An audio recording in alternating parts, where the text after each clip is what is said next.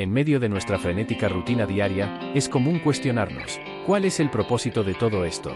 ¿Cuál es el verdadero sentido de nuestra existencia?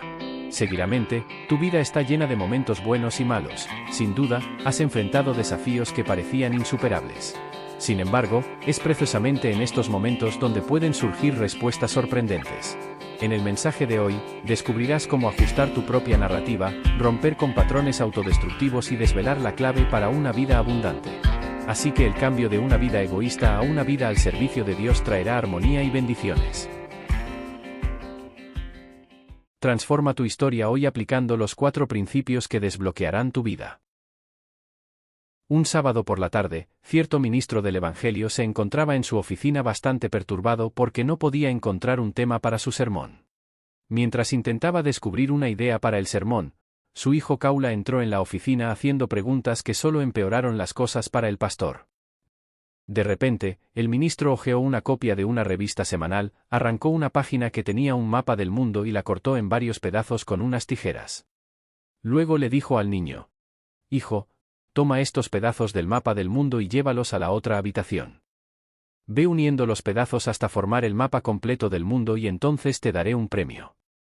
El ministro pensó que la tarea requeriría al menos algunas horas de actividad por parte del niño, pero para su asombro, en pocos minutos, el hijo regresó con el mapa totalmente ensamblado. Perplejo, el pastor le preguntó al hijo: «Hijo, ¿fuiste tú quien completó el mapa tan rápido?». El hijo respondió: «Papá, echa un vistazo al otro lado del mapa. Tiene el retrato de un hombre. En lugar de unir los pedazos del mundo, simplemente uní los pedazos de la figura del hombre». Entonces, cuando volví el cuadro del hombre completo, el mapa del mundo también estaba allí y listo. Al escuchar las palabras de su hijo, el padre recibió inmediatamente una tremenda inspiración y exclamó en voz alta: «Está bien, es eso exactamente. El hombre reajustado hace el mundo reajustado. Si ajustamos al hombre, tendremos ajustado el mundo a partir de él. Verdaderamente, solo mediante la regeneración del hombre tendremos un mundo nuevo». ¿Qué tipo de cambios deben ocurrir en el ser humano? La Biblia nos revela el secreto. Nosotros, seres humanos, nacemos con 2 misiones. La primera es servir al Señor. La segunda, servir a las personas y al mundo. La Biblia lo dice con toda claridad en Mateo 6:33. «Buscad primero su reino y su justicia, y todas estas cosas os serán añadidas». Debemos servir al Señor y luego a los demás, y finalmente nos serviremos a nosotros mismos. Los seres humanos fueron creados para la gloria de Dios y para servir a Dios por encima de todo. Sin embargo, desde la caída de Adán y Eva, la humanidad comenzó a vivir una vida egoísta centrada en sí misma. El ser humano empezó a servir a otros y al mundo, olvidándose de servir al Padre Celestial. Es por esta razón que las cosas no funcionan con armonía. Hay gran tristeza y muchas guerras en nuestro mundo. La Biblia dice que Dios es amor, como sabes. El amor no soporta la soledad. El amor debe tener un compañero al que dar amor y de quien recibir amor. El amor solo puede existir entre 2 o más personas. Dado que Dios es amor, Él necesita a alguien a quien amar y también desea ser amado. Por lo tanto, Dios nos ha llamado para tener comunión mutua con Él. Aunque es omnipotente, incluso Dios tiene una necesidad. Esta necesidad fue creada por su amor. Dios te quiere y necesita que lo ames, y que haya comunión entre Él y tú. Por eso, eres importante ante Dios, y por eso Él desea establecer comunión contigo y que ministres a Él. Mateo 6:33 nos dice con claridad que, si sirves a Dios de todo corazón, con grandiosa alegría y felicidad, Dios derramará sus bendiciones sobre ti. Establecer prioridades en tu vida es fundamental, y servir a Dios es la mayor prioridad que puedes tener en esta vida. Lucas 17:7-8 nos dice lo siguiente: «¿Quién de vosotros, teniendo un siervo que ara o apacienta ganado, al volver el del campo, le dirá al momento: pasa, siéntate a la mesa? No le dirá más bien: prepárame la cena, cíñete y sírveme hasta que haya comido y bebido, y después de esto comerás y beberás tú?» Nuestro Señor Jesucristo, a través de esta ilustración, nos enseña que nuestro ministerio dirigido simplemente a las personas y al mundo no satisfará el corazón de nuestro Padre Celestial. El siervo sale a trabajar en los campos, y al regresar a casa después de un largo día de trabajo bajo un sol ardiente, no se toma primero un baño y se sirve. No, su patrón le pide que venga a servirle, y solo después de que el patrón ha comido es que el siervo va a servirse. Si ese es el orden de la vida, y aunque muchas personas se quejen del orden social, servir a Dios primero es una exigencia que Él nos hace. Si obedecemos a esta exigencia de Dios, tendremos una vida tranquila, bien ordenada y feliz, no importa cuánto esté haciendo para el Señor, ni cuán diligentemente esté ministrando a las personas. Tales trabajos no pueden tomar el lugar de su ministerio al Dios soberano. Debe servir a Dios por encima de todo. La Biblia nos enseña con claridad la forma de ministrar al Señor. Nos presenta los 3 pasos a seguir en nuestro trabajo para el Señor. En Lucas 10 y 38 al 42, dice que entró en un pueblo cierta mujer llamada Marta, quien le recibió en su casa. Tenía esta una hermana llamada María, la cual, sentándose a los pies de Jesús, escuchaba su palabra. Marta, sin embargo, andaba distraída en muchos servicios y, acercándose, dijo: Señor, ¿no te importa que mi hermana me deje servir sola? Dile que me ayude. Jesús le respondió: Marta, Marta, te afanas y te preocupas por muchas cosas, pero una sola es necesaria. María ha escogido la buena parte, la cual no le será quitada. Muchas personas no reconocen adecuadamente la diferencia entre ministrar al Señor y ministrar a la gente, o trabajar en la obra del Señor. Incluso los siervos del Señor están reemplazando el ministerio al Señor por obras como visitar los hogares de las personas y clases bíblicas. Estas actividades se realizarían en lugar del servicio que debería prestarse directamente al Señor. Sin embargo, el Señor no considera estos servicios como si se le hubieran prestado directamente. Es cierto que muchos creyentes están realizando un excelente servicio al servir a las personas en un ministerio específico, pero Dios quiere que reserves tiempo para Él, y solo para Él. Este es el ministerio directo al Señor. Leyendo la historia de María y Marta, vemos que Marta trabajaba arduamente en los preparativos para dar a Jesús y a sus discípulos una comida deliciosa. Pero no fue elogiada por su trabajo, estaba perturbada por sus labores y se quejó, llegando casi a discutir con el Señor Jesús. Mientras tanto, su hermana María estaba sentada a los pies de Jesús, escuchando las palabras del Maestro. Lo que llenó su corazón de satisfacción fue por eso que Jesús elogió a María mucho más que a Marta, aunque ésta hiciera un gran esfuerzo físico. Jesús dijo que el ministerio de María al Señor no le sería quitado. Hermanos y hermanas, debemos encontrar tiempo para estar en la presencia de Jesucristo. Vivimos en días de prisa, corremos demasiado, desde temprano hasta tarde en la noche, todo es urgente, todo es instantáneo. Bebemos té instantáneo, café instantáneo, comemos comida rápida y comidas enlatadas de fácil preparo. Todo es muy rápido, no tenemos tiempo que perder. E incluso cuando nos acercamos a nuestro Señor, también queremos una devoción rápida. Dios no se complace en nuestro culto instantáneo, en nuestra prisa. En cuanto a nuestros trabajos, a menudo, en nuestro entorno comercial, decimos: Padre, estoy tan ocupado ahora. Por favor, responde rápido. Si no puedes responderme en 5 minutos, olvidemos este asunto. Dios no opera de esa manera. Dios quiere que reservemos tiempo para Él, que tengamos comunión con Él y que le ministremos. Nuestra generación ha perdido el arte de descansar y esperar en el Señor. Muchos creyentes no pueden quedarse en la iglesia durante una hora. La hora del culto es la razón por la cual muchos han perdido la unción del cielo y no tienen paz ni alegría en sus corazones y hogares.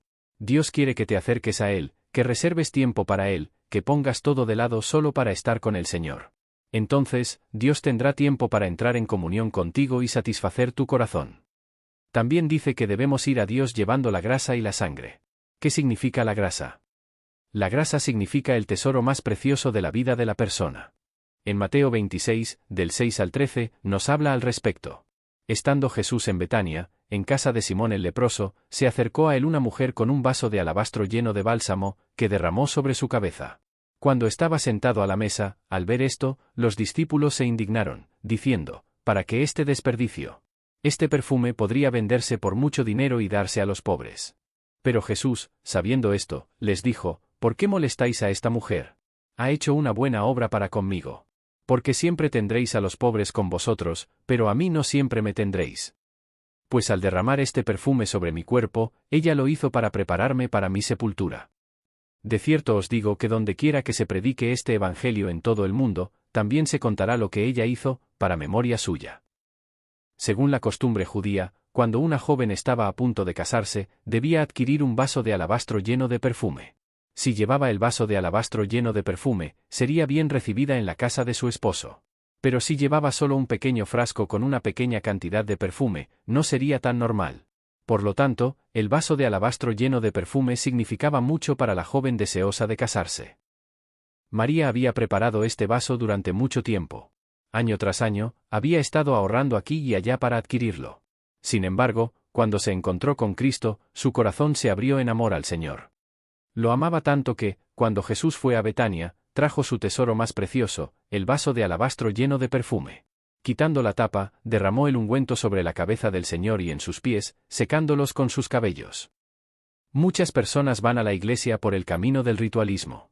Van por hábito, por costumbre o por tradición familiar. Pasan una hora allí y creen que han cumplido con sus obligaciones hacia Dios. Pero Dios no acepta ese tipo de culto. No comerás de ella, maldita es la tierra por tu causa, con fatiga comerás de ella todos los días de tu vida, también producirá espinos y cardos, y comerás las hierbas del campo, con el sudor de tu rostro comerás tu pan, hasta que vuelvas a la tierra, porque de ella fuiste tomado, pues polvo eres, y al polvo volverás. Así, la Biblia anunció una maldición sobre la tierra y la vida de Adán debido a su rebelión y quebrantamiento de los mandamientos del Señor Dios. El símbolo de esta maldición fue el sudor. Por esta razón, Dios detesta el sudor, y cuando desempeñas tu ministerio al Señor, Él desea eliminar todo el sudor de ti. Dios quiere quitar la maldición de tu vida. La Biblia dice en 3 Juan 2. Amado, deseo que seas prosperado en todas las cosas, y que tengas salud, así como prospera tu alma. Nuestro Dios es un Dios bondadoso. Él quiere darte cosas buenas. Si lo sirves, Él te servirá. Si ministras a Dios, Dios te ministrará a ti a través de la sangre de nuestro Señor Jesucristo. Cristo tomó sobre sí nuestra maldición y nuestros sufrimientos, por lo que Él quiere que te libres de todo lo que cause sudor. Debes cambiar tu vestimenta, cambiar la vestimenta de tu pensamiento. Deshazte de esos pensamientos negativos cargados de maldición. ¿Aún no sabes que tu futuro está ligado a los pensamientos de hoy? La Biblia nos ordena que cuidemos nuestro corazón más que cualquier cosa, porque de él proceden los caminos de la vida. Muchas personas están llenas de pensamientos negativos cargados de maldición. Se convierten en individuos orientados al fracaso. Si continúas pensando de esta manera negativa, Dios no se complacerá en ti. Este tipo de pensamiento se convierte en trapos viejos e inmundos, capaces de producir todo tipo de sudor en tu vida. Sin embargo, cuando te conviertes en un cristiano que desarrolla un ministerio enfocado, a medida que la palabra penetra en tu corazón, el Señor te da inspiración y comparte el sentido de su presencia en tu vida de tal manera que serás capaz de pensar según el patrón de pensamiento que Él quisiera que usaras. Siempre debes vivir según el patrón divino y hacer lo que Él quiera que hagas.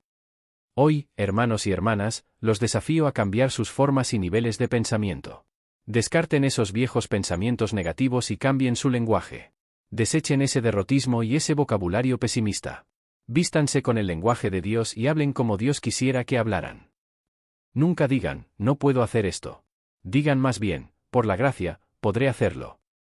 Nunca digan, es imposible, sino, todo es posible con la ayuda de Dios. Libérense de esa forma de pensamiento y lenguaje basada en lo imposible, y en todas las áreas de su vida, vivan a la luz de la prosperidad. Sí, nada es imposible para aquel que cree. Dios es omnipotente, es el Señor Todopoderoso que gobierna los cielos y la tierra. Si le ministras al Señor, Él te ministrará a ti. Has sido salvo, redimido y te has convertido en hijo de Dios. El Señor se complace en revestirte con sus bendiciones, hermanos y hermanas. Para concluir, repetiré, cuando el hijo menor del pastor mostró adecuadamente la figura del hombre, la figura del mundo quedó automáticamente montada. Siempre que las criaturas de Dios, los seres humanos, llegan al lugar adecuado ante Él, como consecuencia, nuestro hogar, nuestra sociedad, el mundo, en fin, se corrigen automáticamente. Para que esto sea posible, debemos hacer de nuestro ministerio al Señor el centro de nuestra vida. Ante todo, guarda tu corazón, porque de él depende toda tu vida. Proverbios 4:23.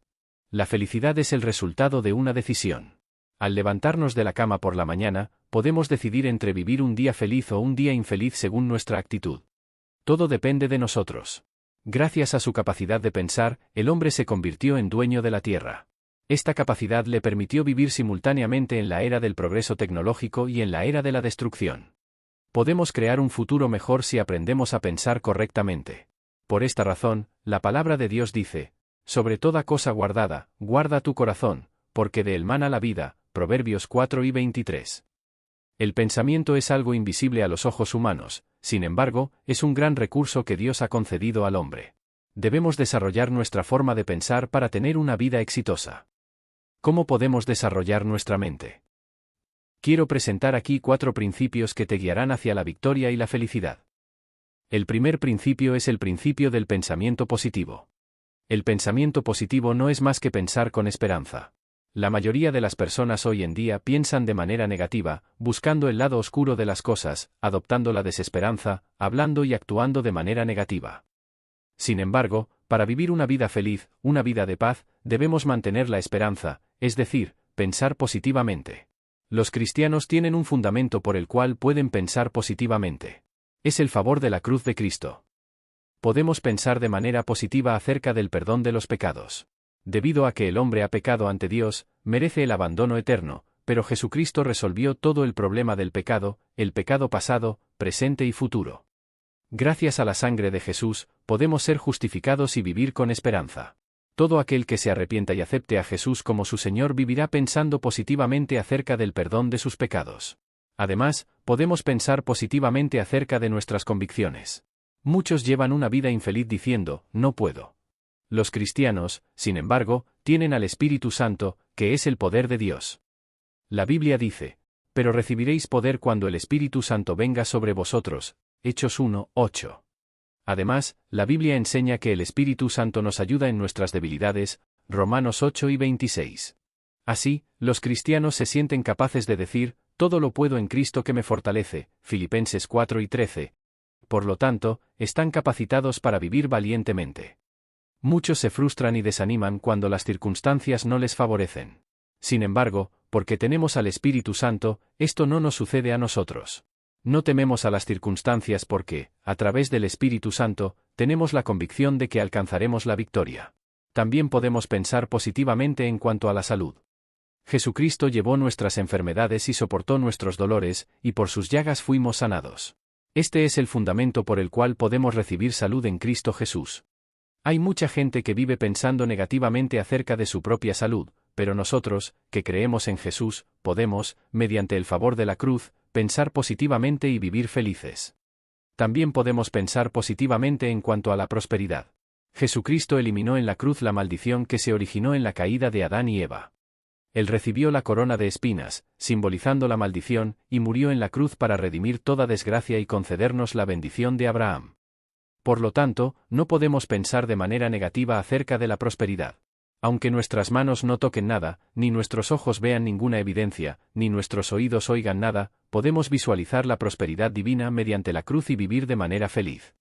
También tenemos fundamento para pensar de manera positiva sobre la muerte, a través de la evidencia de la vida eterna mediante la muerte y resurrección de Jesús. Quien es del mundo teme a la muerte por no tener evidencia de la vida eterna, pero para nosotros, la muerte es la puerta que nos lleva a la vida eterna. Contamos con la resurrección. En 1 Tesalonicenses 4, 16,17 se dice: porque el Señor mismo, con voz de mando, con voz de arcángel y con trompeta de Dios, descenderá del cielo. Y los muertos en Cristo resucitarán primero. Luego nosotros, los que estemos vivos, seremos arrebatados juntamente con ellos en las nubes para recibir al Señor en el aire, y así estaremos siempre con el Señor. En resumen, podemos vivir en victoria y esperanza porque podemos pensar positivamente acerca del perdón de los pecados, la convicción, la salud, la prosperidad e incluso la muerte. Además, ¿puede un cristiano que cree en la palabra de Romanos 8:28 tener pensamientos negativos? Sabemos que Dios obra en todas las cosas para bien de aquellos que lo aman, de los que han sido llamados según su propósito. Aunque la realidad se presente destructiva, Dios hará que todas las cosas funcionen para bien. Por lo tanto, debemos pensar positivamente, ver el lado positivo de las cosas y vivir con valentía. El segundo principio es el principio del pensamiento activo. Pensar activamente es pensar en ser capaz. Cualquier persona que diga, no puedo, no soy capaz, soy débil, está destinada a tener una vida infeliz. La Biblia dice, si puedes creer, al que cree todo le es posible, Marcos 9:23. Dios nos ayuda cuando formulamos un plan y creemos que tendremos éxito en lugar de pensar en el fracaso. Hoy en día, muchas personas actúan de manera pasiva, intentan 2 o 3 veces y luego se dan por vencidas. La actitud pasiva no hace más que llevarlas a la destrucción. Aunque las circunstancias sean adversas, solo aquellos que confían en Dios y piensan positivamente podrán cambiar el rumbo de las cosas. Un día, después de predicar la palabra, Jesús quiso alimentar a la multitud que estaba reunida en el desierto y preguntó a Felipe: ¿dónde compraremos pan para que coma esta gente? Hizo esta pregunta solo para ponerlo a prueba, pues ya sabía lo que iba a hacer. Sin embargo, Felipe era de esas personas que tienen un pensamiento pasivo. Por eso, dijo, 200 denarios de pan no bastarían para que cada uno de ellos recibiera un pedazo. Juan 6, 5, 7. Por otro lado, Andrés, otro discípulo de Jesús, tenía un pensamiento activo. Pensó, Jesús puede dar de comer a esta gente porque Él es el Hijo de Dios, y llevó al maestro 2 peces y 5 panes que un niño había traído como merienda. Jesús tomó lo que Andrés le había llevado, y así 5.000 personas recibieron alimento. Después de eso, los discípulos aún llenaron 12 cestas con pedazos de pan que habían sobrado. Nuestra vida es como un desierto, sufrimos todo tipo de aflicciones en este mundo. Si hay algo que debemos llenar en nuestra mente es el pensamiento activo.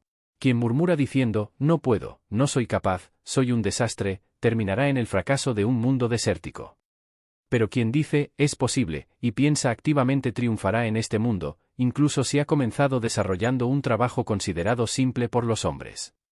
El tercer principio es el principio del pensamiento creativo. Pensar creativamente implica buscar nuevas ideas. Muchas personas, al enfrentar un obstáculo, piensan en la responsabilidad, en el peligro del problema, no en lo que el problema en sí mismo puede generar como solución. Cualquier persona o nación que no piensa creativamente fracasará. Los coreanos tienen la tendencia de quedarse en la misma situación, rechazando pensar de manera creativa. Dicen, mis abuelos vivieron así, mis padres vivieron de esta manera, por lo tanto, yo también elijo este estilo de vida. En las zonas rurales, esta tendencia es más acentuada.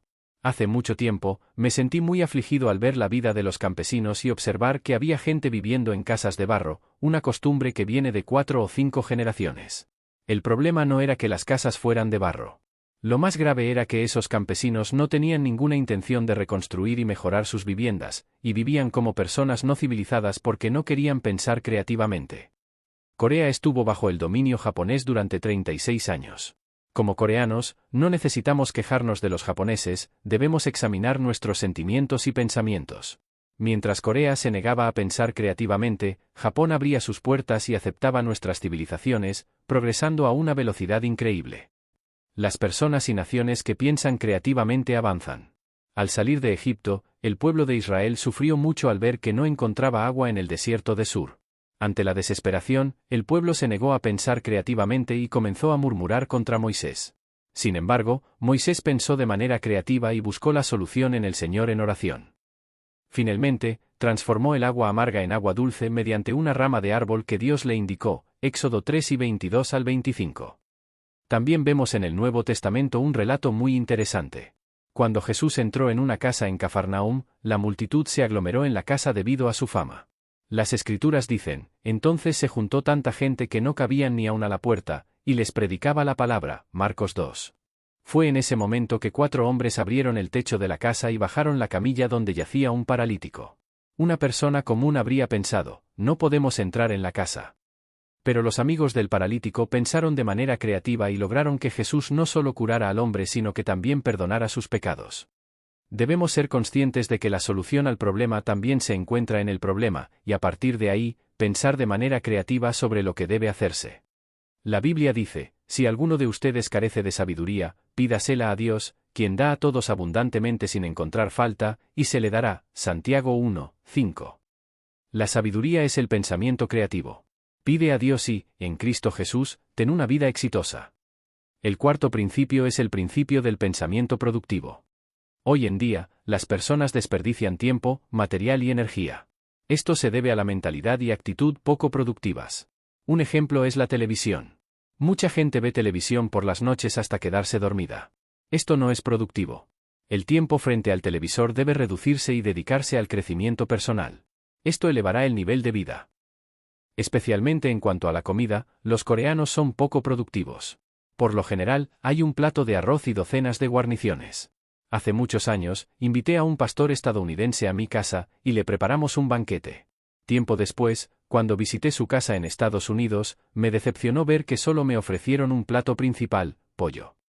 Luego me di cuenta de que, en cuanto a la comida, esa era la cultura estadounidense.